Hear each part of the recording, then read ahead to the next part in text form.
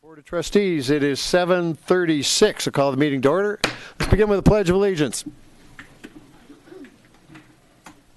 I pledge allegiance to the flag of the United States of America and to the republic for which it stands, one nation, under God, indivisible, with liberty and justice for all. Okay, we have the entire board present tonight. We'll go conduct business as usual, or as scheduled. We've completed our study session. We're on to our regular meeting. And at this time, I'll entertain additions or deletions to tonight's agenda. From the board, with none offered, I accept the motion to... We've never had one where we didn't. But we haven't had additions or deletions. To accept the agenda as published. So moved. Moved by Trustee Budney. Wasn't that in the original? Oh, thank you. Thank you, Deputy Clerk. We have to request the board to add a presentation for the Grosse Ile Gardens of Hope. Support. Okay. So moved by the supervisor, seconded by Trustee Budney to add the Gardens of Hope presentation. Any comments among the board? With those in favor of adding the presentation, please signify by saying aye. Aye. Aye. Opposed? That will be added. Any other additions, deletions to tonight's agenda? Okay, with none offered, those in favor of approving the agenda as amended, please signify by saying aye. Aye. Aye. Opposed? The agenda will be, as amended. Okay, at this time, we'll open it up to brief public comment on tonight's agenda items. Comments are, we have one agenda item. Okay, with none offered, we'll move on to tonight's consent agenda. Mr. Treasurer. You're going to do the presentation. You think I haven't done this? Gardens of Hope. Hi. Hey, let me catch my breath. You talk and I'll just... I'll give you a few minutes. Thank you. Well, thank you for having me and on such quick notice. I'm Danielle West, and I'm part of the Gardens of Hope, and I'll just give you this so you have my information. The Gardens of Hope is a project that we started 3 years ago at Westcroft Gardens. It's an urban farm that uses passive solar greenhouses so that we can grow food all year round. We do many things with it. And I want to just bring you up to speed on what we've done in this past year that's made us grown so much, and then show you what we plan to do in the future. Let me just put this on the slideshow. Right here? Yes. Thanks. This project was started 3 years ago by the founders, Bob and Mike Johnson. They have a long history in Grosse Ile here.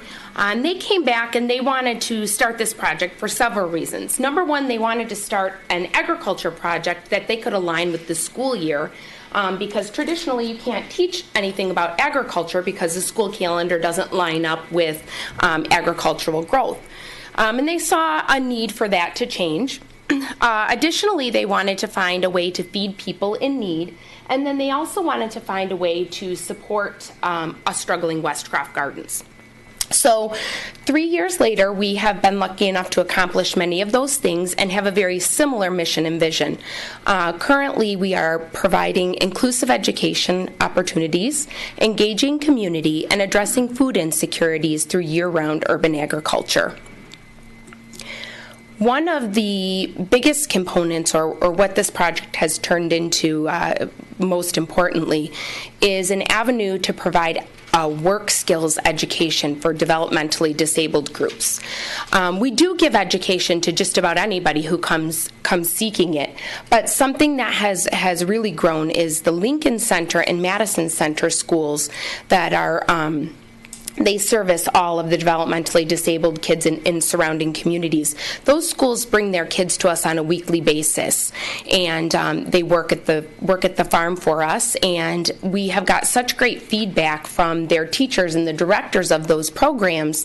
The people just can't believe how great their work ethic is there, how much joy they experience when they're working there, and how much longer their attention span is there. So we know that this is something that we're going to pursue in greater depth as we go forward. And actually, we're starting this great mentorship program next month with a whole different school that is pairing special education students with general education students in a mentorship program where those students get brought in and get an opportunity to increase math and science skills in a mentorship program. We've worked really hard to engage a lot of community groups here with our project. There's no better place in the world to do that than Groseal, so we've got tons of partners, the Rotary, Kiwanis, Northridge, Sacred Heart Church, the list goes on, and we're thankful for all the support and backing we've had from the community. And then the other part of our mission, addressing food insecurities, we grow, I don't know, 6, 7, 8, 9,000 pounds of food, the majority of which goes to food pantries or other organizations that address food insecurities. But the bulk of the people volunteering for us and working for us, we're all from the education field, so we know that changing food insecurities doesn't come just from giving access to food. So we've tackled that from a variety of different angles. Bringing the kids into our gardens helps get them exposure to those types of food. Knowing what those foods are, knowing how they grow helps them to eat better. On top of it, they're invested in eating better because they're taking part in the growing process. Then we give them education on what healthy eating does for your body. And lastly, we provide access. And that's how real change will happen in that eating cycle. We don't just want to bring that good food, though, to people in need. We've been bringing it to the community. Last year, we started a farmer's market at Westcroft Gardens, and we also started selling our produce to the Promenade Restaurant in Trenton.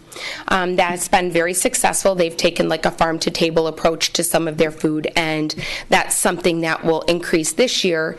We will be partnering with the Groseal Yacht Club to bring our produce to them so that they can, I know it's great, get that local produce. I mean, that's something people don't understand. If you have a tomato that's picked like right off the vine and it's red and it's ripe, it's so much more nutrient rich than a tomato that was picked green and shipped 4,000 miles. So really important to bring that to our community.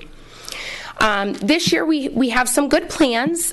We currently are located on what Section A is on your map there that's drawn. As soon as we can break ground, we will be tackling Section C for an expansion. The drawing that says House 3 is another passive solar greenhouse where we can grow food year-round. Garden 3 is another outdoor garden we'll be doing. And then the utility drawing is actually a covered classroom space so that we can deliver better instruction to the children who come to get lessons and learning from us. We've made do without it, but we know that we could do better with some space. And then if everything goes well, continues to go well with Westcroft Garden and us being there, then in the fall we'll expand and to a larger outdoor growing space in Garden 2. This year we plan to bring a CSA program to Groseal, which is community-supported agriculture, where basically community members who want to can buy a membership to the farm and they get a weekly delivery of the produce. Rob Sawyer with Groseal Lift Companies has offered graciously to deliver that produce for us to help us get that program started. And we look forward to doing that this summer. With the expansion, we know that we're going to need to employ people, so not only are we going to hire a farm manager, our work with the developmentally disabled schools has shown us that with the right training, not only is that population capable of our work, what they bring to our organization in terms of diversity and culture and joy just makes us know that that's the population we want to hire. So we've been working with some partners out in Southfield at a nonprofit called Arcade to find a good fit for some developmentally disabled adults to come and work at the farm with us. And beyond that, we have some other big plans. We have the picture that's in the top right is a picture of what's called strip farming, and we plan to do this, but on a much bigger scale. And what you do is you basically have an entire strip dedicated to one kind of a crop that can be used for either educational or event purposes. So in third grade in Michigan, the kids learn about Native American culture and history. So we could have rows of beans, corn, and squash, which are the three sister crops. So when those children are learning about that, they can gain an even deeper historical perspective when they come and see those things actually grown in the fields. We could have a whole strip of hops, and for an event as a fundraiser, we could have beer making event and things like that. So we know that there's a lot of educational and event opportunities in this, and that's something we plan to pursue in the future. It also includes vineyards and orchards. And there's all sorts of other things we know that we can do and explore and bring good from these gardens. And one of those is horticulture therapy. Very near and dear to my heart, because I've been in the teaching profession for so long, is looking at therapy, horticulture therapy, in terms of addressing the recent and significant rise in some of our childhood disorders, such as ADHD, autism, and anxiety. They've just exploded. And there's a real need to find out some strategies to help kids to deal with that. So that's on our radar also. And in these years, we've been building this here in Grosse-Ile, but what we've also been doing is creating a model that can be pushed into other communities, because what we're doing is something that addresses problems that many communities have. Every community has a need to address food insecurities, healthy eating, needs employment for developmentally disabled populations. We know there's some pieces of what we're building right here in Grosse-Ile that might not transfer seamlessly, and we're ready to adapt that, but there's so many pieces that would work in so many communities. We are very lucky because as a nonprofit, we have a product that we can sell that's desirable, and we have the ability to provide all these services that we can also generate funds from. So we feel like we've developed this really sustainable nonprofit business. However, we know that in this startup phase where we're at, we're going to need to be seeking grants and fundraising opportunities and things like that, and we're ready to hit the ground with that this year too. And to end, I just want to say that in this year, we're looking for new and expanded partnerships, and that's part of why I'm here tonight. If you could just keep us in mind as a nonprofit, if you know of any foundations that offer grants for STEM education, disabled education, healthy eating initiatives, things of that nature, corporate sponsors who might be looking to support employment of developmentally disabled folks, that you please reach out, keep us in mind, and know that we're there building something that we think will be fabulous for the community and other communities as well. Ms. West, how did you come to meet the Johnsons and become involved with this program? The Gardens of Hope a few years back started a farm market too. They didn't run it continuously, but the year that they did run it, I bumped into them running that farm market, and I just really liked the mission and the vision that they shared with me, and I had to go knocking on their doors a few times, but I finally was able to hook up with them and become part of the organization, and have just decided that ultimately it's just a beautiful thing that deserved a life of its own, and have decided to help them turn it into what it deserves to be. Well, I had a presentation in my office for Michael Johnson several years ago, and as this thing was getting kicked off, he's lucky he has you aboard, because you just have an effervescence that makes everybody want to be a part of it. Oh, well, thank you. Congratulations on that, and stuff crosses, I get emails all the time on grants and whatnot, so if, I got to put my glasses on again. Teach, Grow, Give, is that the best way to get, if I did get in touch? I'll maybe forward some stuff on, but thank you. This is good stuff. This is good stuff. Yeah, thank you. It feels good. Yeah. Feels great. And there are comments from the board for Ms. West. Just good luck. Good luck. Yeah, thank you. Thanks for brightening up our evening. Yeah. Well, thank you for having me, and so quickly. Go ahead. You know, obviously, I'm assuming you've met our recreation director, Kim O'Farrell. Yeah, I worked for her last summer. I ran the summer camp. I think there's another fit there that we could work on Macomb Street, and Andrea Sukakis, or Angela. Sorry, I've got the wrong name. And she reminds me a lot of Angela, just with that. Right? Yeah. Yeah. So it looks like there's some synergy happening, and I think it's fun to see that happening on Grosse Ile. So Yeah, thank it's you. a great place to do something like this. There's really not a lot of other places where I think you could get the kind of support that we've gotten here, and it's part of why it's going to turn into something as great as it is. So, all right, thanks everybody. Thanks for coming tonight. Okay, with that, I guess I'll reopen it to public comment on tonight's agenda items. And returning with nobody interested or nobody dissatisfied, we'll move on to the consent agenda. Mr. Treasurer. I'd like to make a motion to approve consent agenda 18-081, which is the minutes of the January 14th, 2019 regular meeting. Check register dated through January 25th, 2019. Reappointment of the Township Board of Review members for the fiscal year 2019-2020, and appointment of the police commission appointment, Mr. Scott Longton. Support. Okay, moved by the treasurer, seconded by trustee Buddy. Any question, comments on tonight's consent agenda from the board? I'd like to welcome Scott aboard. Well, let's pass it first. Yeah. Is that Scott? Yeah, he may or may not be on the police commission. And so those in favor of approving the consent agenda as published, please signify by saying aye. Aye. Aye. Opposed? None offered? Mr. Longton, would you introduce yourself, please, now that you're a member of the police commission?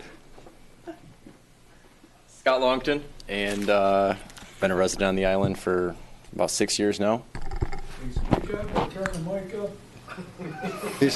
Welcome to Grosse Ile. Welcome to Grosse Ile.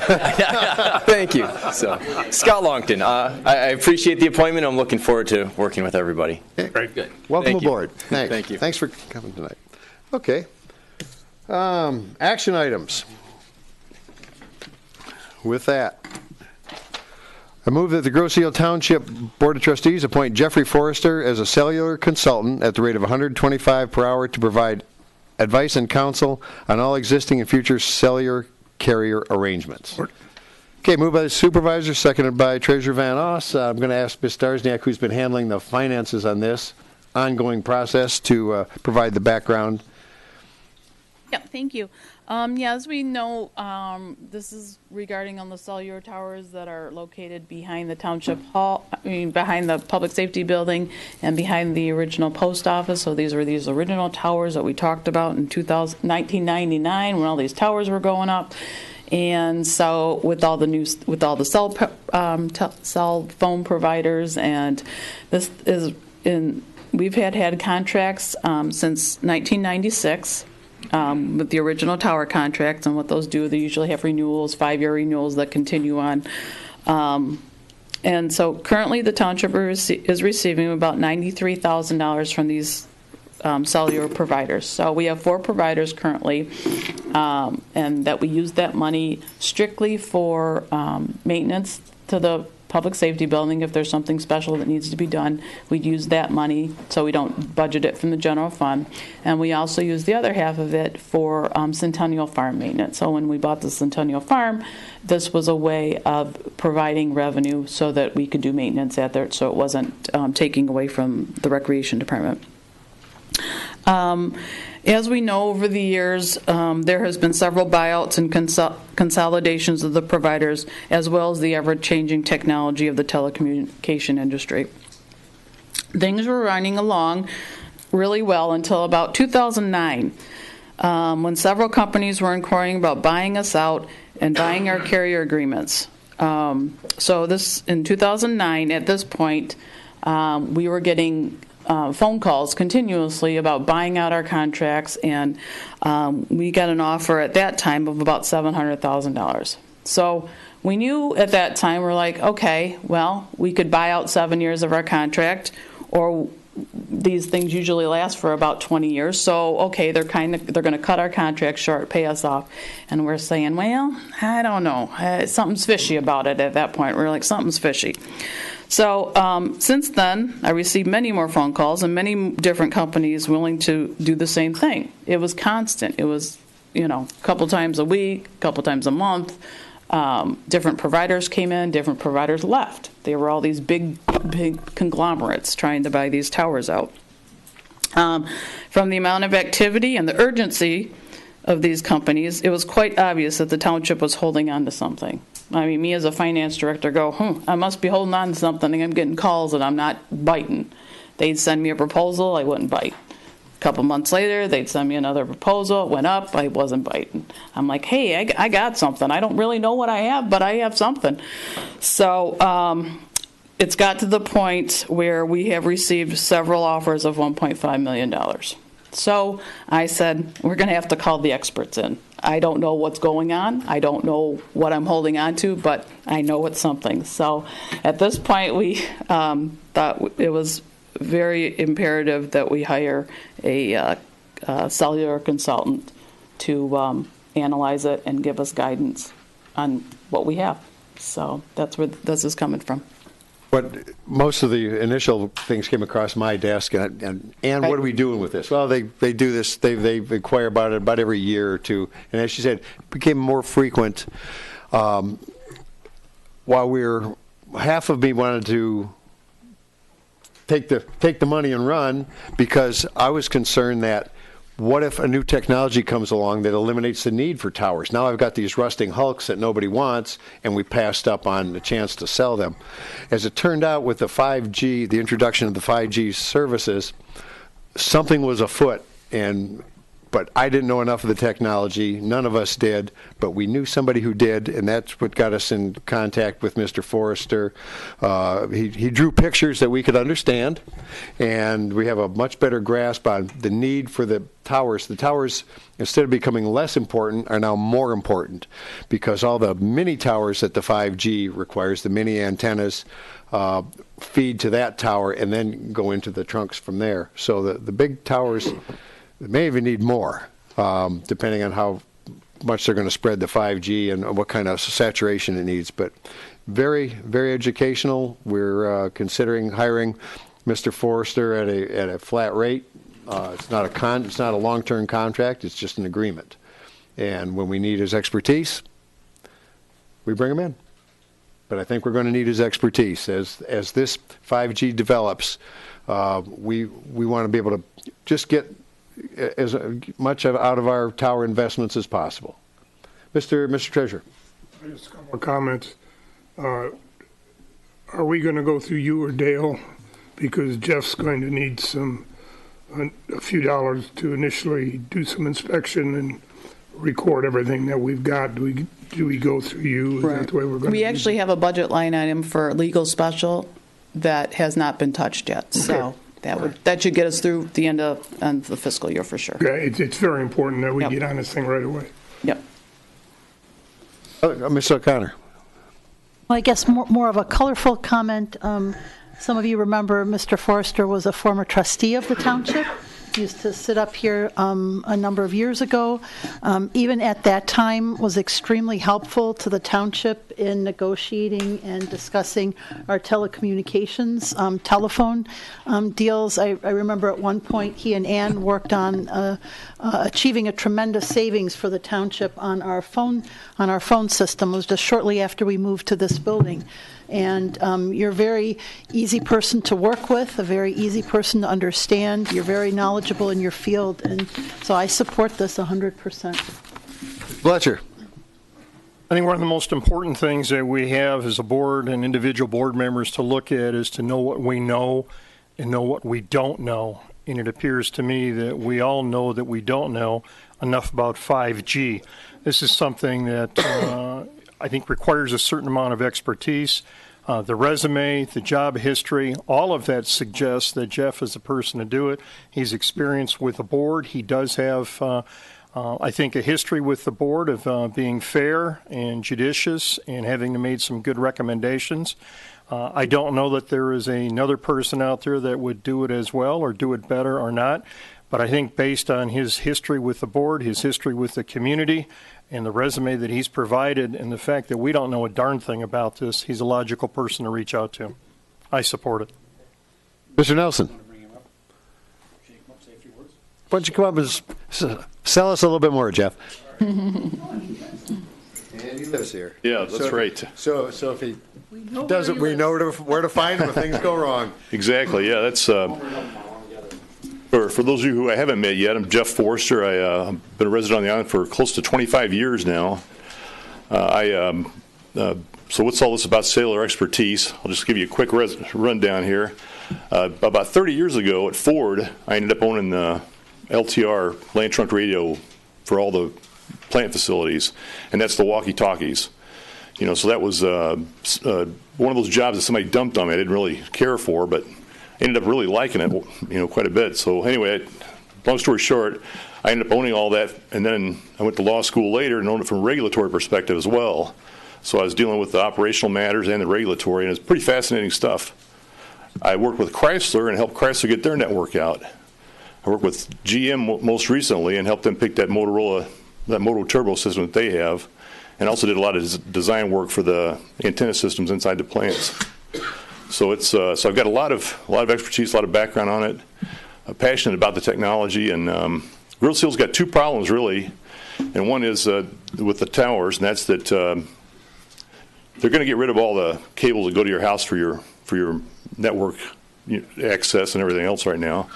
They can't keep loading up cables when you need more bandwidth. So all the providers right now are buying all that high frequency bandwidth so that they can beam to your house 100 megabit service. There won't be any more buried cables or anything like that. There'll be a small antenna on your house that'll come in, and that'll light up your house. So that's going to be that's where the money's at for 5G. Secondly, it's the site installation of the small cell site. They're going to be all over the place, and they're going to be an issue for aesthetics and for performance and everything else. So that all has to get sorted out. You're going to have vertical services with 5G.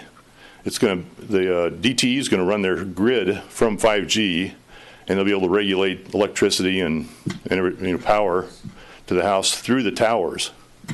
They're also going to be able to operate with self-driving cars, everything else. It's the Internet of all things.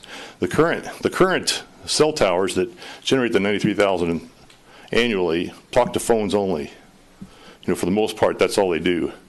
The Internet of all things is going to talk to everything. So it's going to be big, and there's going to be a lot changing in a real short time frame. So I think it's prudent to get on top of it, and I'll be tickled to death to have my community be a shining example of things done right. So anyway, that's questions. It's a brave new world. We don't even know enough to ask questions. I'll try to change that. Okay. Thanks, Jeff. Thanks, Jeff. Thank you, Jeff. If nothing else, just take some of the fear out of that for us Luddites. Mr. Budney. And no disrespect to Mr. Forster, but if with all this, why aren't we going out and looking at the field again and getting bids instead of just grabbing? You say you've looked at everything. The board hasn't been informed on what's going on as far as educating us on this 5G or whatever's happening. What is the rush, and why not go out and look at other people also? And just as a prudent business thing, it's absolutely nothing against you. You certainly sound like you have some expertise. Yeah. Yeah, it's very difficult. You want to hire a contractor to run some pipe, I can help you. You want to hire a contractor to build a building, there's a lot of people here with expertise. I wouldn't even know who to go to. And I wouldn't know that their resumes were any better or worse. We happen to know Jeff. Jeff's been a community service for a long time.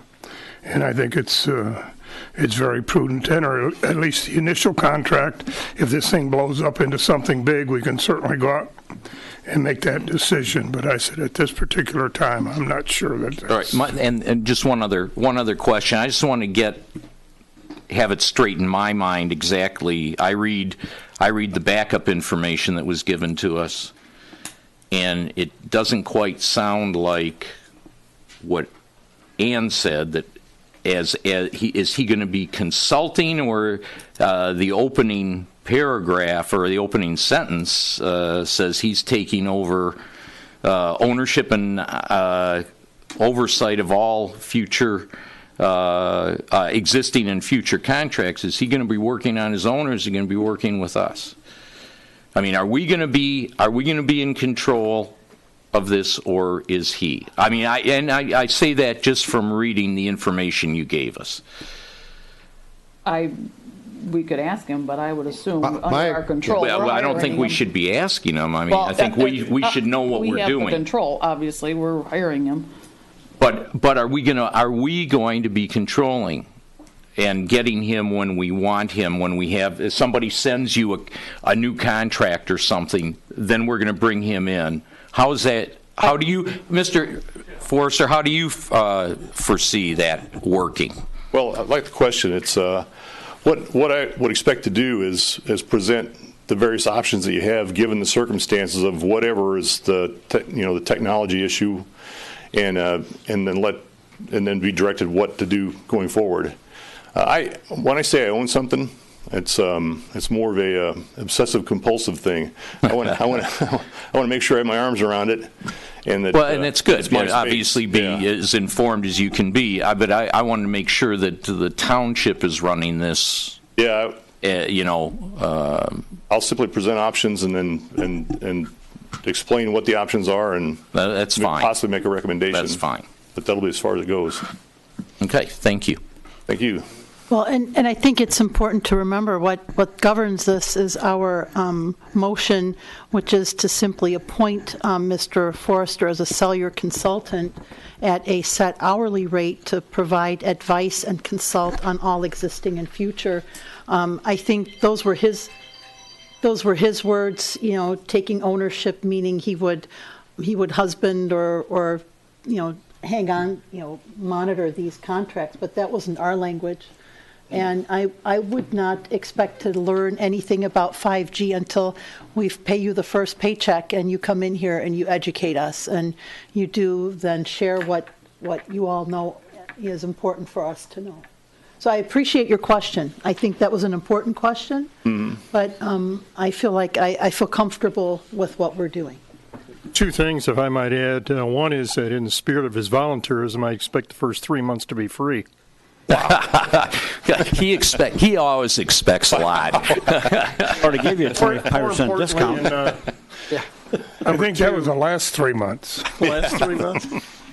More importantly, I understand your use of the term own, and I want to make sure that I'm on the same page.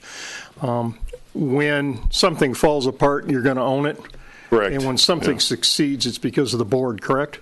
Yes.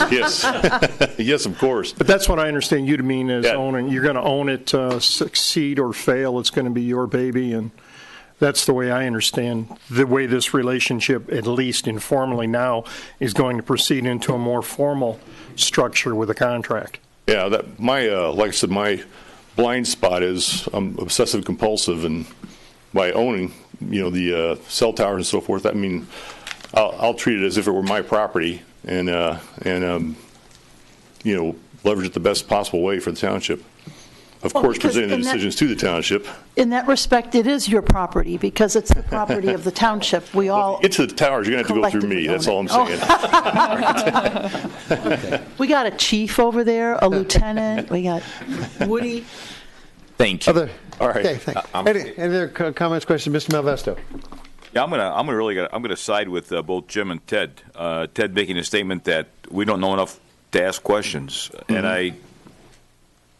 I'm in absolute agreement with Ted. I don't know enough to ask a question right now. I'm sure there is a sense of urgency moving forward. I don't see that sense of urgency this evening. I would much rather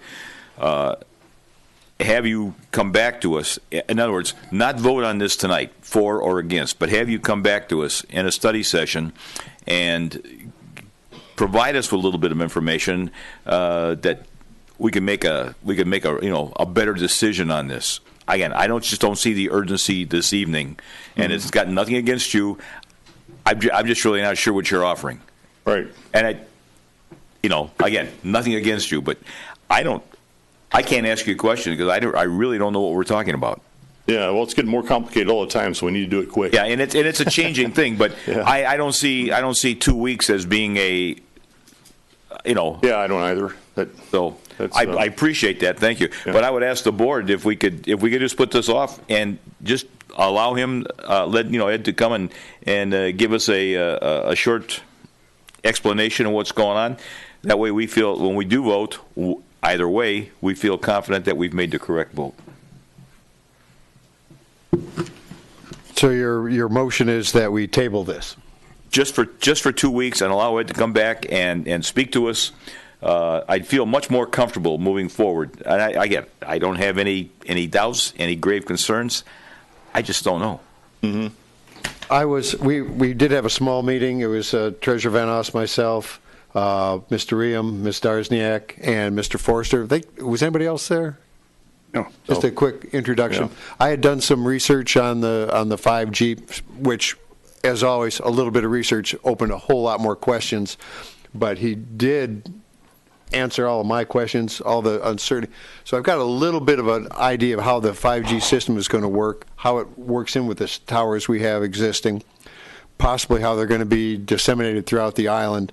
And Jeff was so much farther ahead. He really did have all the answers. He gave us a quick tutorial that after, which is why it's on the agenda tonight. The tutorial he gave us convinced us it's time to move on and move forward with this. And I want him to get it started as soon as possible. I don't see 2 weeks as being a big issue. I wish that same presentation could be made to the entire board so that we've all reached the same level that you have. So do we have a secondary motion on the table? No. So there's a motion by Trustee Malvesto to table the motion. Wait a minute, do we have to first vote to table on the? No, there was no second. It was seconded. Oh, it was seconded. Yeah. I'm sorry. So we have a motion on the table. Then you do have to vote for the motion. So we'll have to vote on the motion as it's on the table. All right, with that, those in favor of... What are we voting on, please? Okay, it's the original motion to appoint Jeffrey Forrester as a cellular consultant at a rate of $125 per hour to provide advice and counsel on all existing and future cellular carrier agreements. That's the motion, and it's been seconded. So, those in favor of appointing Jeffrey Forrester as a cellular consultant at a rate of $125 per hour to provide advice and counsel on all existing and future cellular carrier agreements, please signify by saying aye. Aye. Aye. Wait a minute.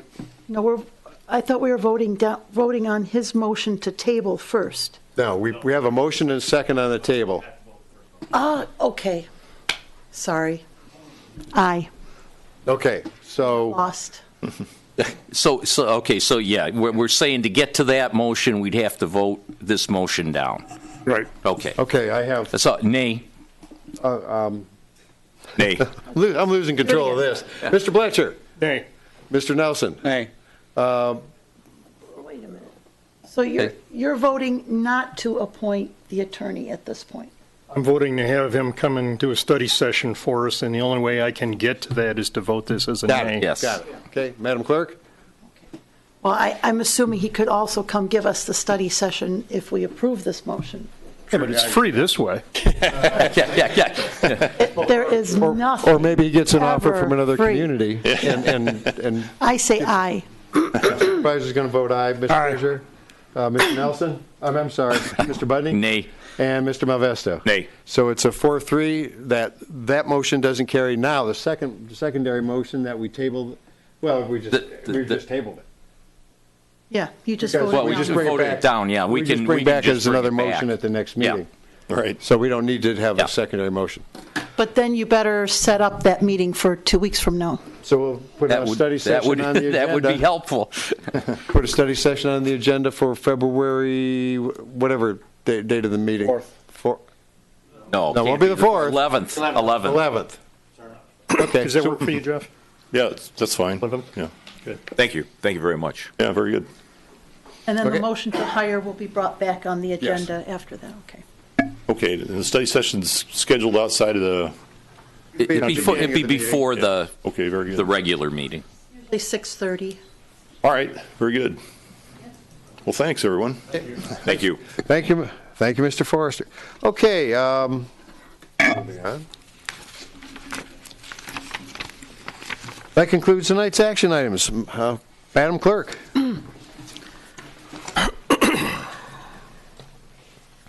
All right. After a trip to the land of confusion, I'm back. Clerk's report is that the township is still accepting cover letters and resumes for those interested in the position of records and elections clerical assistant. This is a full-time professional secretarial clerical position.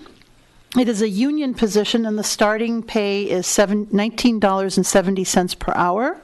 Please send your resume and a letter of interest to Grosse Ile Township, Township Manager Dale Riem, 9601 Grow Road, Grosse Ile 48138, or you can email it to daler@grosseile.com. The submission deadline is Friday, February 1st. That's this Friday. And then I only have one other comment that I would like to make, given the current state of our weather. Those of you who are plow drivers or who have businesses that plow people's driveways and are police officers listening, I consider it very hazardous and scary when you leave a big pile of snow right up against the guardrail or flowing into the street. And sometimes, it actually becomes a bump in the road and right into the lane. And I would hope that you would be more careful moving forward.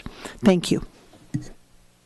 Thank you, Madam Clerk. Mr. Treasurer. Thank you, Brian. For the month of December, Grosse Ile Township had a total of $18,425,485 in various accounts. The listing of that account is available on my website. These accounts generated about $22,901.46, not about exactly, and at an average investment rate of 1.42%. We continue to collect the winter tax payments and late summer bill payments at Township Hall. Winter tax bills are due February 14th. After that date, a 3% penalty will be added to the winter tax payment. After March 1st, 2019, all 2018 unpaid summer taxes will be considered delinquent and then must be paid at Wayne County. Winter tax deferments are still available until February 14th. Eligible residents can apply for an extension for the winter tax due date of February 14th, 2019 until April 30th, 2019. These forms are available at my office. If you have any problems, just talk to Annette. She'll walk you through it. The 2019 dog licenses are available at the Treasurer's office. The fee is $6. For a couple of more days. As of January 31st, this fee increases to $12.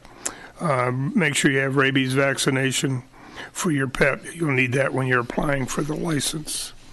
And I have nothing else. Okay, thank you, Mr. Treasurer. Move on to trustee reports. Mr. Bletcher. Thank you, Mr. Supervisor. Regarding Greenways open space, we are looking at the trail location, studying for the Ferry Road Trail, as well as the Wright Woods Trail, as to how we can make those trails eco-friendly, as well as a little higher and drier, so that we're using the topographicals as opposed to having low spots that collect through pools of water and cause issues with people traversing the trails. 2019-2020 budget is being proposed by Chair Cliff St. Pierre, and that's going to include trail installation and maintenance for those two areas. Regarding the Groseal Police Department, you saw tonight the analysis of staffing level for new administration, the work that they've done, how they've analyzed the cost of an officer, what the needs of having an officer entail, and how we are able to proceed with maintaining the continuously good level, great level of service and status as one of the safest communities in the state and certainly in the country. We've also established a hiring list for replacement officers. This board heard tonight that we have 3 candidates they're doing background searches on, and it is hoped that the board will approve a hire because 3 of those gentlemen are very, very good, and there is one that is a consensus as being at the head of his class and certainly the head of any class that we have seen. Also looking at welcoming Scott Longton on board. He's replacing Joe Dixon, who provided excellent counseling and leadership for years as the chair. And Scott has been an attorney for almost a decade now and has, in my estimation, represented people. I have worked against Scott in cases. I have worked as a receiver in cases where Scott's participated. I found him to be very knowledgeable, very prudent, and I think he's going to be an excellent addition, although you do have some very big shoes to fill, both physically and certainly with guidance. The 2019-2020 budget is being worked on with the department, and we anticipate that they're going to be able to look at cutting some of the costs, hopefully.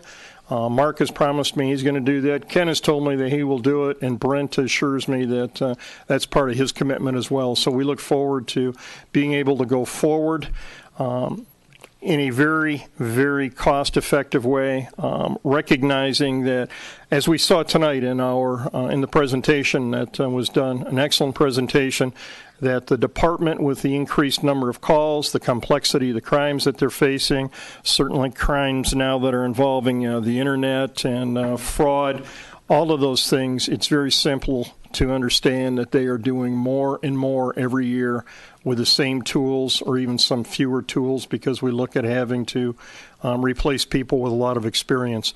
So I think the one lesson that we had tonight was that police department does a great job, and training is so very, very important as we continue to evolve. I think Chief Porcerelli, who took time to come here tonight, would say that the department today is much different than it was the 10 years ago when he became chief and 34 years ago when he joined the department. So thank you, gentlemen, for an excellent presentation, and appreciate your hard work. That concludes my report. Thank you, Mr. Bletcher. Let's see. Mr. Budney. Thank you, Mr. Supervisor. No ZBA tomorrow again, but we're going to break our record. We actually are going to have a ZBA meeting in February.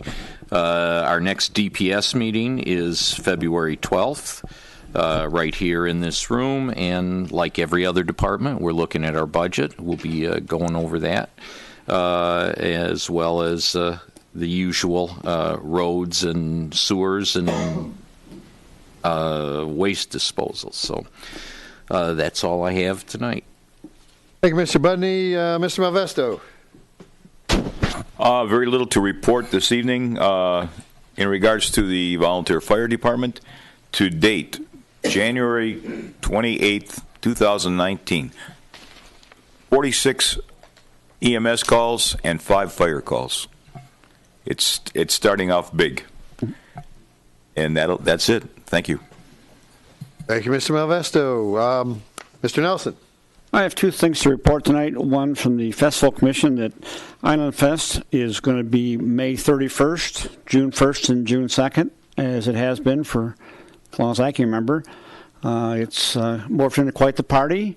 Very well run, of course, by Chad and company, and even though the police sometimes wonder what the heck we're doing, they are here for us, and we haven't had any instances of any kind. So it's an island project for all of us to work on. It's a great weekend, and those are the dates. The second thing came on to report from the rec department that we had Winterfest last Saturday, and there were 60 hearty souls out there for it, throwing Christmas trees and all kinds of different activities. and a good time was had by all. And that's all I have. Thank you, Mr. Nelson. Short and sweet. Let's see, Township Attorneys, Mr. Sorty. Mr. Ream.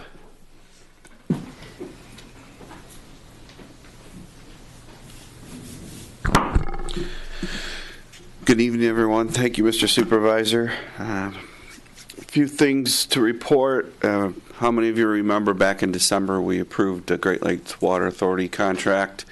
And January 9th, 2019, the Great Lakes Water Authority Board approved that document. We've received the authorized and signed forms.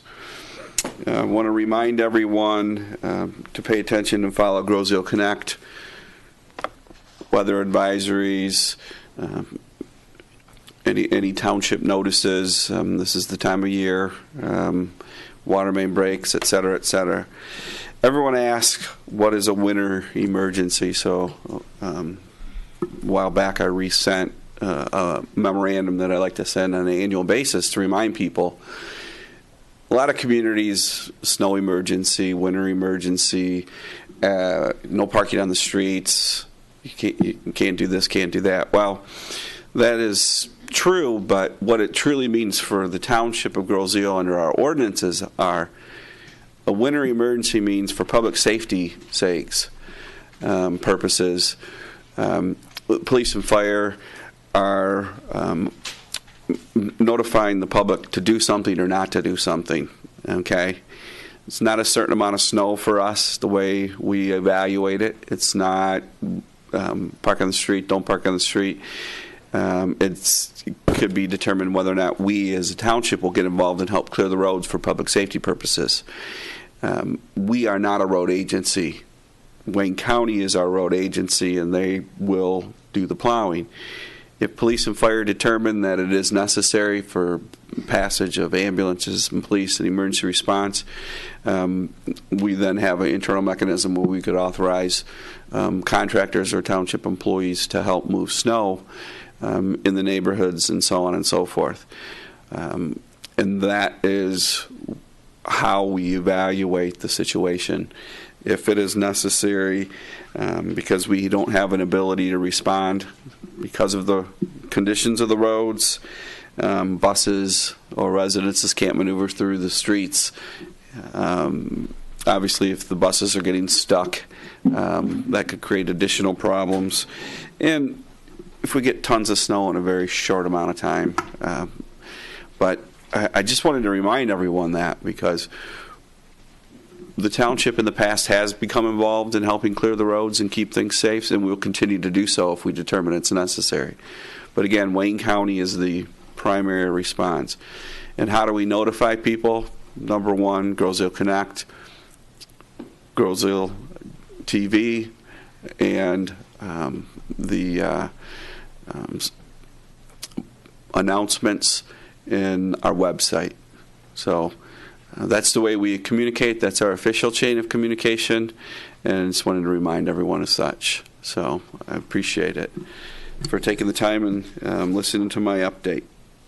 And I believe that is it. No, not quite. No, I just had a quick request to the status of the Wright Woods property purchase. If that, I'm waiting for a closing date from the title company, and then once we have that, I think the closing documents are being put together right now. I'm not 100% sure where that is with that process, but moving along, it should be done very soon. Okay. Oh. Anything else from Mr. Ram? Is there anything else? If you think it's appropriate, I will gladly. I thought. I thought. I just wanted to inform the board. Yeah. It's with reserved happiness and quite a bit of sadness. One of the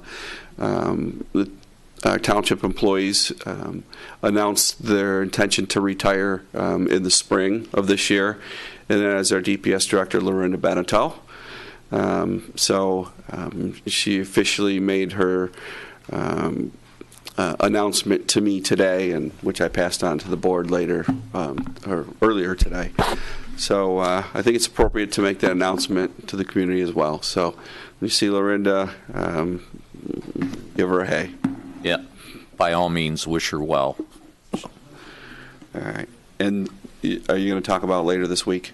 Yes. Okay. Yeah. Thank you. Okay. Thank you, Mr. Im. Guess I'll talk about it right now. Okay, some nuts and bolts stuff. President's Day is being celebrated Monday, February 18th. We'll have another board meeting between now and then, but that Monday, the township offices will be closed. Speaking of closed, we've been looking at the weather, and it's going to be pretty horrible as this week goes on. We've decided, in the interest of the safety and health of everybody, we'll be keeping the township offices closed this coming Wednesday and Thursday. I don't want anybody coming out if they don't absolutely have to, and my caution to you, the residents, if you don't have to leave your home, if you don't have to go to Kroger's or drive, please don't. Please, the roads are going to be a mess. It's going to be too cold for salt to work. It's going to be too cold for even the Wayne County plows to do any modicum of clearing. If you don't have to be out and about, please don't be out. And this is for your safety, for the safety of our employees. We're going to be closed Wednesday. Plan right now is to be closed Wednesday and Thursday. If miraculously good weather comes in, which is not likely, stay tuned to Grow Seal Connect. So keep the roads as clear as possible. Stay home if you don't have to go out. We know we're going to have emergency responses. We know that. Keep the roads clear so we can get the ambulances, the police, and fire to where they need to be. Brian, if I just may, and I mean, Brian's talking bad weather. The prediction is it's going to be well below zero on those days, and with the wind chill, it'll be even worse. So it's not just it's going to be cold. It's going to be cold. It's going to be dangerously cold. Right. So keep that in mind. And then, of course, some of Margie's tips, limit your outdoor exposure. Your pets, please monitor them, limit their outdoor exposure. Even if you have huskies, I mean, this is rough stuff. So look after your pets. Look after your neighbors. If you think you have a neighbor who may need some assistance, look after your neighbors. And we will have warming shelters available. Fortunately, we have had no power outages yet. I'm hoping, we're knocking on wood there. But if for some reason you have a heating issue, your furnace is giving up on you, if you need a warming shelter, public safety building will be open. We'd much rather take care of you, the public safety building, than send in a rescue or recovery team. So if you have any doubt, if you need a place to get warm for a couple hours or a few hours, come by the public safety building. Be glad to have you in and see how our officers work. President's Day, March Board Review of March 11th and 12th. Once you get your tax assessment, which should be coming out, middle of February, and you don't think it's fair and you want to contest it, sign up for March Board Reviews. That is coming. This is your opportunity to petition the Board of Review for an adjustment on your property taxes, and it doesn't come again until next March. So keep that in mind. If you think your taxes are unfair, this is your opportunity to petition for relief. Let's see, Daddy-Daughter Dance, February the 1st, 6:30 to 8. GI Middle School, disc jockey, pizza, snacks, complimentary photograph. I think this is when you have to have your reservation because it sells out quickly. It's probably maybe sold out already, but Margie wanted me to get that out. $25 a couple, $8 for each additional child. It's a full house. And some reasonably good news. I heard from my contact over at the EPA that the concerns with the McLeod demolition, EPA was on site today. Brian said that the MDEQ issues have been addressed. They will be available as the demolition continues. They may have stopped because of the weather, but when they pick it up again, our EPA is there. And I was at a breakfast with Debbie Dingle today. She is really starting to get a full court press going to keep the EPA offices here in Grosse Ile. We got an excellent letter of support from Senator Peters. I'm working on Senator Stabenow, and we really need to have the EPA here because the biggest cleanup in the state of Michigan is happening right across the river. They don't need to be in Ann Arbor. They would not get to hear from Ann Arbor when weather like we have the next few days, but today they were right across the river. They were there on scene. They were making sure things were done properly. So still working on that. I guess if I can think of something else, I'll say it later. That concludes my report. Mr. Supervisor? Yes, Mr. Mevisto. Because we are talking about the cold and severe weather. Yes. I'd just like to ask either one of our chiefs, are we aware of any families that may need to reach out to, or is it just going to be a wait and respond if they call? Not that I know. Okay. Okay, just curious, Again, same, let's look after our neighbors. Hopefully they'll look after us. Public comment. 3 minutes, any topic. Who's first? Mr. Clark.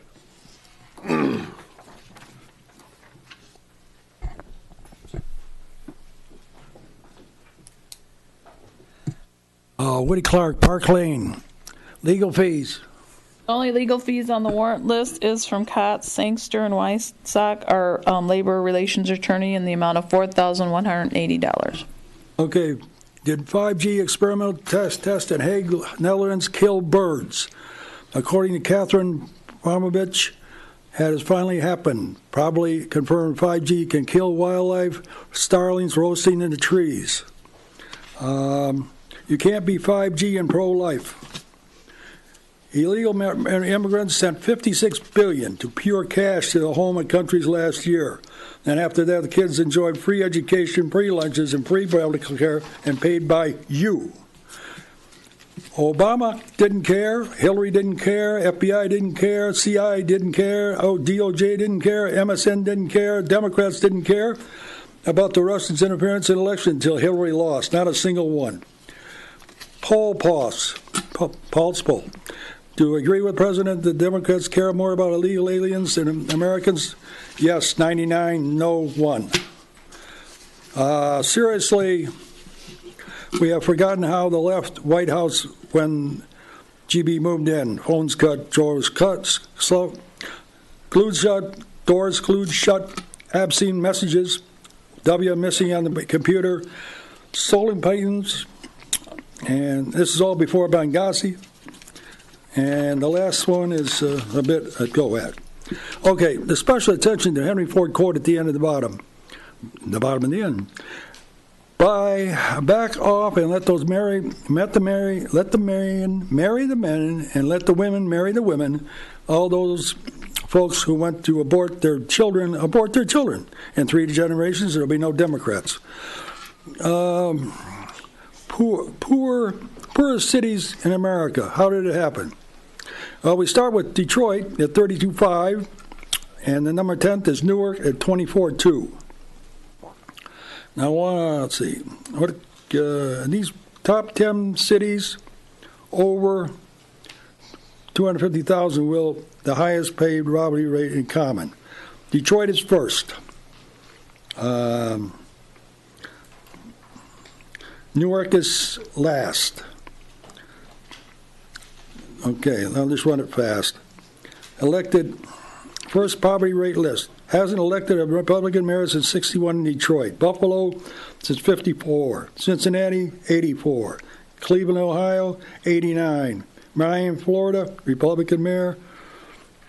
St. Louis, 6th, 1949. El Paso, Texas, 7th, has never had a Republican mayor. Milwaukee, in 1908, Philadelphia, 1952, New Jersey, 1907. Einstein said the definition of insanity is doing the same thing over and over and over again, and it's poor, arbitrary elected Democrats, yet they're still poor. A little bit more and I'll get out. You cannot help the poor by destroying the rich. You cannot strengthen the weak by weakening the strong. You cannot bring out prosperity by discouraging drift. You cannot lift the wage earner by pulling the wage down. You cannot further the brotherhood of man, inciting hatred. Cannot build character and courage about people. You cannot help people permanently by doing them what they could do for themselves. Abraham Lincoln. Any man who thinks he can be happy and prosperous by letting the government take care of them and take a better, closer look at the American Indian. Henry Ford. Now, 5G is going to be coming in your street, and it's going to be on a pole, and it's going to be like a light. But 5G is going to be in there, and some people are going to die. And the only way to get rid of it is shoot it down. Those cops aren't going to like that, but it's going to be in their front yard, too. Thank you, Mr. Clark. Other comments tonight?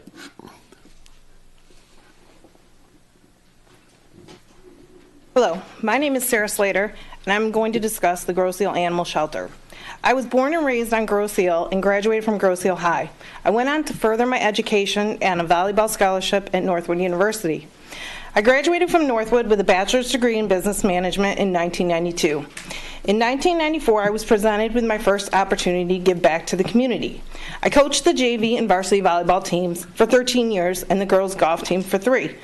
This was truly a rewarding experience for me. In August of 2018, I was approached with another opportunity to assist Grosse Ile as a Grosse Ile Animal Shelter manager. Based on my early retirement in the corporate world, I jumped at the chance because my love of animals just goes beyond. I walked into this position with an open mind, even with all the communications provided about the ACO being removed from the shelter. I wanted to help the animals. I was amazed at the dedication and the commitment to the volunteers had for this community and the animals. When I arrived at the shelter, it was extremely busy with many dogs, cats, kittens, and puppies.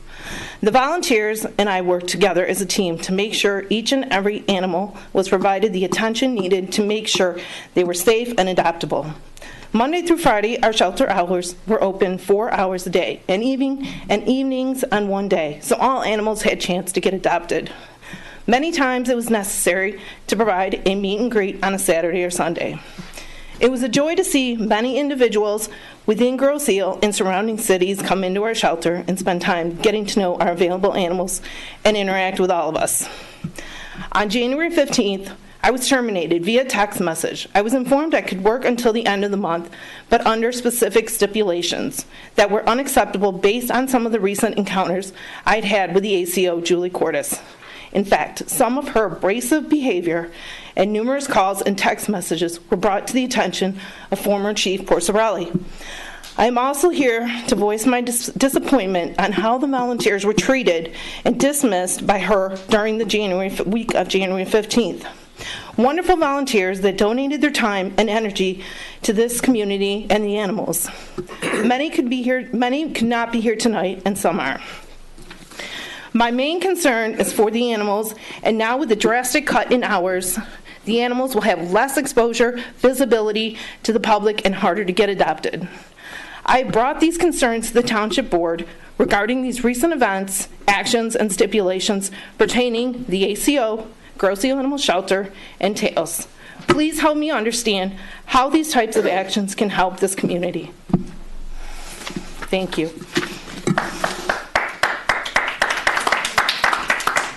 Thank you, Ms. Slater. Other comments from the...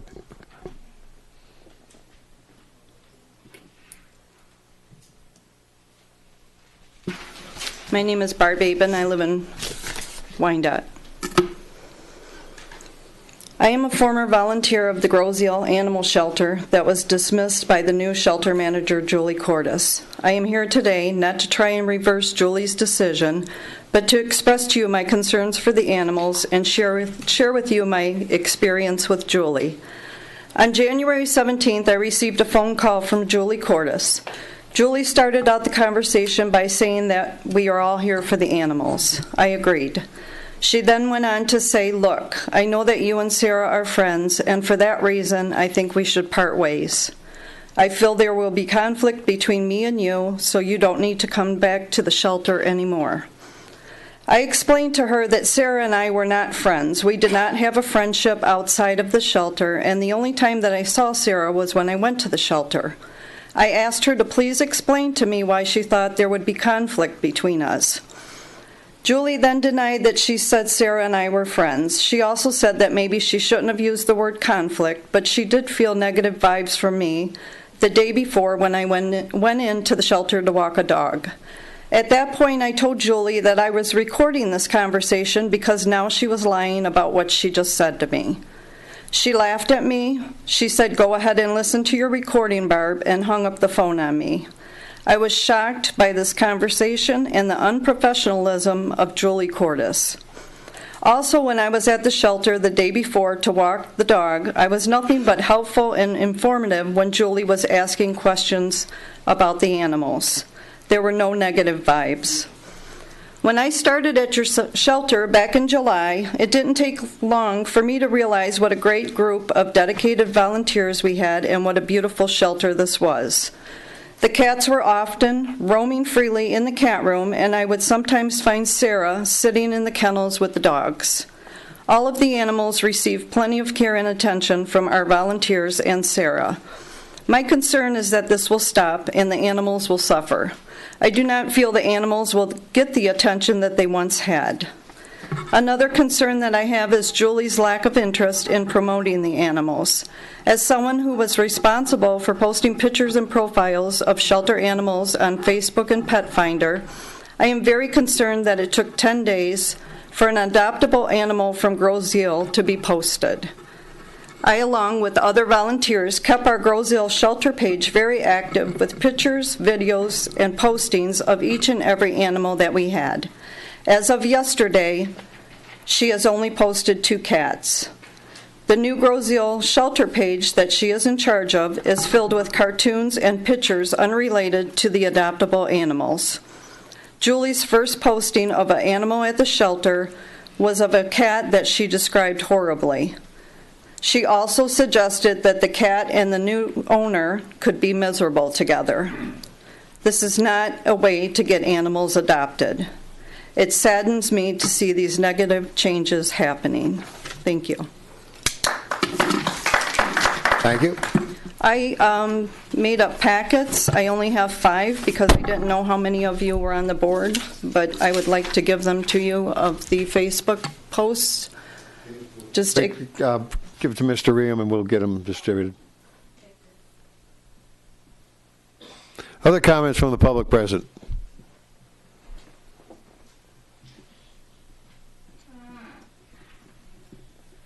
Hello, my name is Leslie Albin, and I have lived on Groseal most of my life, and I'm here to voice my concerns over the recent transition that the Groseal Animal Shelter has undergone. I began volunteering in August of 2018 when a fellow Groseal resident told me about 2 dogs that were at the shelter. I have had dogs my whole life and am well aware that they are social pack animals and do not do well when they live alone in solidarity. So I was eager to help out in any way, but was thrilled when Sarah welcomed me to walk the dogs as much as I like, as she knows the huge benefits to shelter dogs that are well socialized and walked. I so enjoyed my time with the 2 dogs and looked forward to seeing them each week. Sarah was an excellent manager who only thought of the animals first. She did a fantastic job working with the volunteers as a large group. We were a team of residents from Groseal and surrounding communities that all worked together nicely, covering people's shifts if someone went out of town or was ill, very much in typical Groseal community style. Fast forward to January 16th, when I showed up to the shelter and no longer had access to the dogs. I immediately called Julie Cordes because she left a business card taped to the door. She informed me that she needed to meet me in person, which I understood.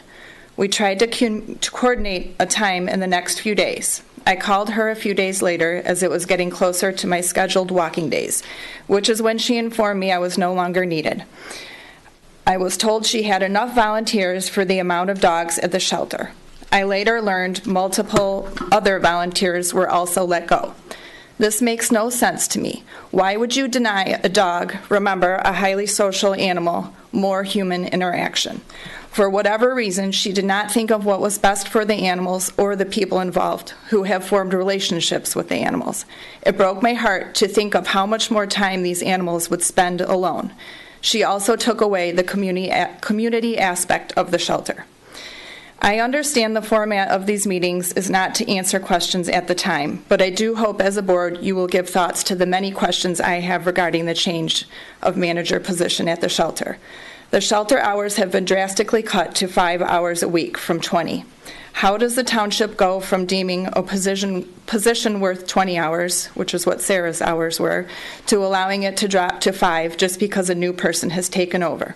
The same duties are involved. How do these animals need less care now that a new person has taken over? Not to mention the drastic cut in volunteers. Is this in the best interest of the animals there? Does the township require a log of the care of the animals? I have learned that Julie Cordes had been put on suspension as an employee of the shelter and township. Was the board informed that she would be reinstated as the shelter manager even though she had been suspended? Was it voted on?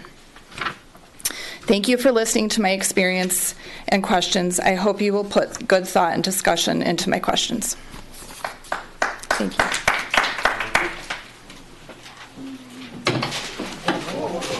Oh. Sorry about that. We'll get a bigger room. Grand entrance, I always make one. I'm a concerned citizen. I'm a volunteer, or was a volunteer, for the Grosse Ile Animal Shelter. But I need your name and address. I know, I'm getting there. Okay. I'm getting there. Let me do it my own. My name is Kelly Fusinski. I've lived here over 8 years on 4th Street, a block away from the animal shelter. I feel Sarah Slater and the volunteers at the Grosse Ile Animal Shelter were a big family, helping each other care for the shelter animals. I started volunteering to walk the dogs in September, a month after Sarah started as manager. Every one of us working and volunteering at the shelter loved and cared for the animals. But that was all taken away from all of us on the week of January 15th. Every time I have spoke with Julie Cordes face to face, she has always had her hand on her gun, making me feel very nervous along with everyone else I have talked to. Because of the Freedom of Information Act, I have found out that Julie Cordes is not a police officer and has never been sworn in. She should not be carrying a gun for the safety of our children and the citizens of Grosse Ile. She has no training as a police officer or any other training or education other than her high school diploma. What gives her the right to carry a gun around the public? My neighbor, Kelly Bogart, and myself called Julie numerous times for over a week about a possum family that was living in a tree in her front yard that was being removed. Julie never returned or responded to any of our phone calls. The day the tree was cut down, we found a baby possum. Julie finally responded. I was willing to care for the baby possum along with one of the tree cutters who grew family possums, along with the former animal control officer on the next block. Julie threatened to arrest us if we didn't hand over the baby possum she was going to take to the vet to have euthanized. At one time, my family tried contacting Julie. My husband and I tried contacting Julie several times within 2 hours because 2 of our dogs got into a fight and we had to put one of the dogs down because of the fight. My husband and I each called Julie over a dozen times. Each of us. He called a dozen, I called a dozen within 2 hours. She never responded. So we received no help of her services that day. The following week, there was an article about everything that happened between our dogs in the Groseal newspaper with all of the information that we told her in the voicemail message. That was an invasion of our privacy. She was not there to help us when we needed her, but she made sure what happened was publicly announced. Every time I have spoke to Julie face to face, she has always had her hand on the gun, making me feel very nervous along with everyone else I have talked to. I'm sorry, I already read that. I know Julie has been let go of her job duties more than once and written up because of her performance and combative actions with citizens on Groseal many times.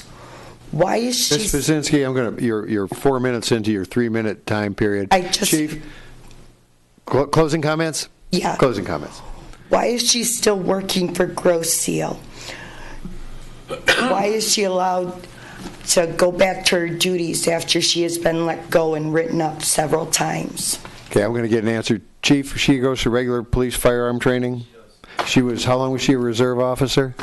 20, 25 years? 20 years? Years. Pardon? About 15, 18 years. 15, 18 years. She was the captain of the chief of the reserves? Okay. Yeah, but does animal control I have never heard of an animal control officer carrying a gun in any other cities. They don't threaten to arrest you if you have an animal, a wild animal. She threatened to arrest me and my neighbor. How long ago was this? 2 years ago. And 3 years ago, we had the dog fight. She didn't respond to my calls or my husband's calls. One of my dogs was bleeding all over. The other I had to put down. The following week, I was heartbroken, and she published it in the Groseal newspaper. Did you come to the police station at that time? Make her tell us about it? No. I went to everyone else that I talked to. She was the only one left. Okay, Ms. Vizinski, I'm going to suggest, Chief, do you want to set up an interview about this? She's your employee, so. You can come in anytime. You can come anytime you want. I can talk to Julie, and I'll talk to you anytime you want. Yeah, because she's ignoring phone calls. Okay. When was the last time you called her? About a year ago. Okay. Yeah, I'm just tired of calling and not receiving actions. 8 to 4 every day you come in and see me. Okay. Monday through Friday. And congratulations on your daughter's wedding. Thank you very much.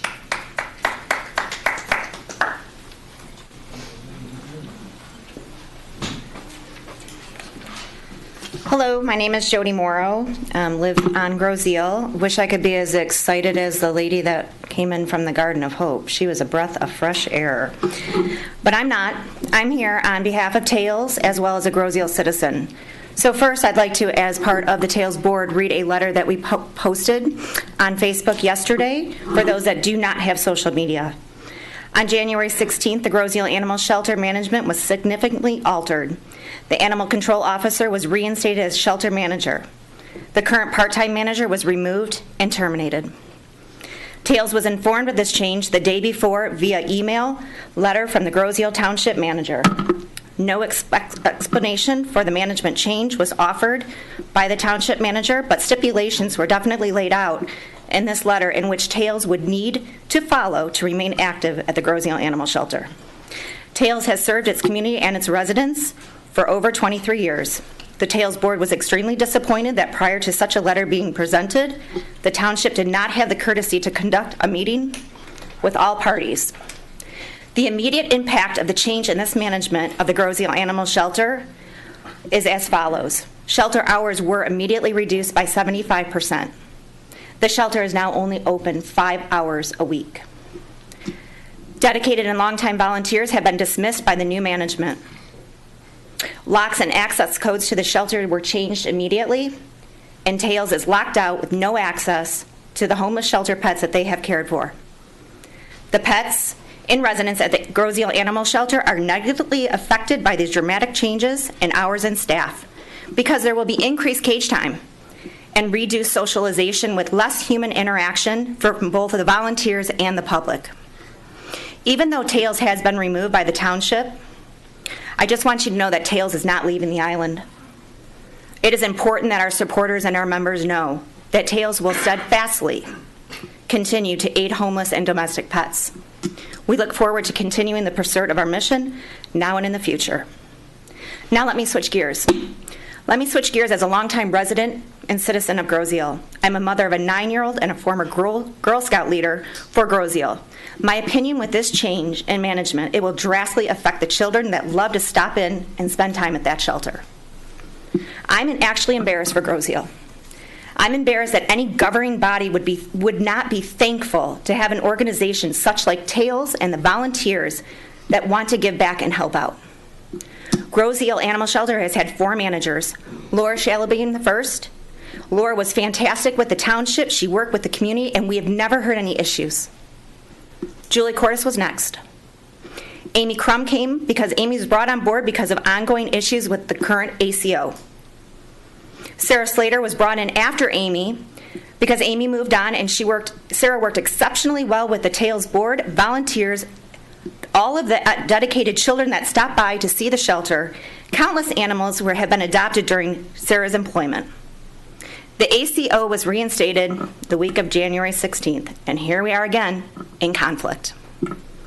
Please help me understand why an ACO is allowed this type of aggressive behavior against our community. Please help me understand why the Groseal board personally protecting this kind of unprofessional behavior. My opinion is there must be some personal relationship on this board that I am just not understanding. As a citizen of Groseal, I find this disturbing and downright scary. We do not hear this type of behavior with our police officers, our firemen, and our people at Department of Works. We don't hear anything. We hear great things. They do a fantastic job serving our community. 0 issues. But however, there's continued conflict with our ACO. Please know our ACO is not a police officer. And maybe that's why. But it is insane that she is allowed to carry a gun in this community with all the aggressive behavior that she has had. Thank you for your time. Thank you, Ms. Moreau. Mrs. Walker.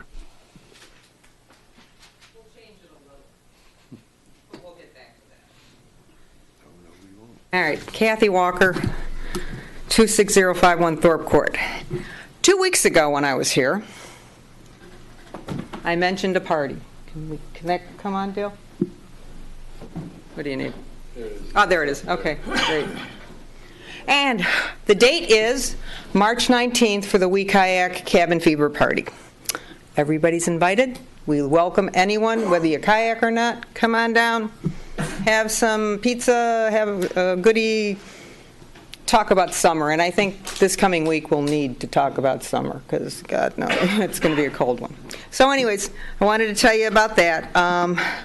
Also, if you're really interested in We Kayak, I'll be giving a speech this week at Rotary if they don't cancel it on Thursday. So, come if you want, and if you don't, that's okay too. But I wanted to also talk about the Rotary Express thing we just had on Sunday. I'm not with the Rotary. I just happened to be sitting there on the bus. But it was terrific. And one of the things that was so terrific about it was when we got there, the DPS, not DPS, Kim's, the rec manager, she had this gentleman cleaning the snow. I mean, it was 7:15 in the morning. The man was out there just whipping through. I couldn't believe it. I mean, I'm never up at 7:15 anyways, as you all know. But since I was, he did the greatest job. I thought that was really nice. I mean, we didn't have to schlop through the snow. I mean, he did a great job. And he was back and forth and doing everything. So that was really, really nice. I was really pleased about that. And it was a great time, and it wasn't filled, but it was terrific. We went to Frankenmuth, and I guess they're going to have a bunch more. So I wanted to put in a plug for Rotary because they did a really nice job. Lastly, I'm concerned about the animals too. As you all know, I'm an animal lover, but I'm going to keep it brief. I don't understand how you can go from 20 hours to 5 hours. That's a 75% decrease. Animals need attention. I don't know what's going on in there. I don't know how many animals there are. I think there's 7 cats is what I heard, but I don't know.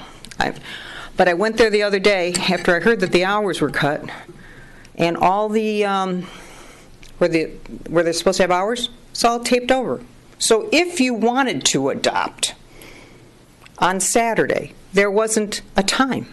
So an average person on Grosse Seal would go, fat, dumb, and happy, you walk in, and you don't know. And I don't know who can come to adopt between 10 and 11. Usually it takes time. Usually it takes at least one evening or, something. So a 75% decrease in time concerns me. And I'll leave it at that. Thank you. Thank you, Mr. Walker. Other comments? All right, with none offered. Closing comments from the board? Mr. Budney? Move to adjourn. Second by Supervisor. Those in favor signify by saying aye. Aye. Aye. Opposed? So we'll call the meeting adjourned at 06. Thanks, everyone. Chief, want to talk for a minute?